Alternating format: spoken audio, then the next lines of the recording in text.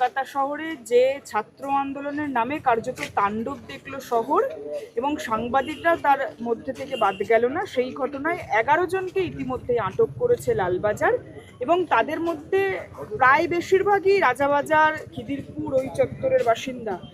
মাননীয় মুখ্যমন্ত্রী বিধানসভায় স্টেটমেন্ট দিয়েছে, এই ছাত্র আন্দোলন ককরোচ আন্দোলন নামে যে উৎপাত হয়েছে তার সঙ্গে যারা জড়িত, এই নিয়মের বাইরে কাজ করেছে, কাউকে ছাড়া হবে না।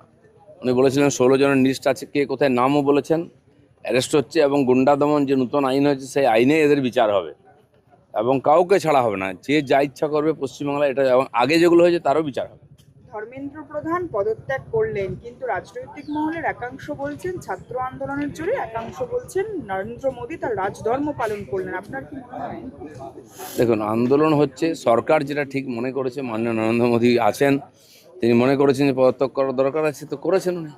সরকার সব রকম চেষ্টা করেছে, কথাবার্তা বলেছে, অনশন ভাঙার জন্য মাননীয় নাড্ডাজি নিজে গেছেন হসপিটালে এবং বারবার মিটিং হয়েছে।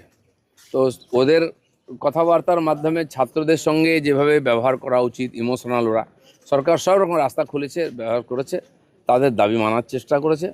তো আর যেটা মনে হয়েছে সরকারের আজকের প্রয়োজনে সেটা করিয়েছেন ওনারা। কিন্তু দিল্লির রাস্তা গত প্রায় এক সপ্তাহর বেশি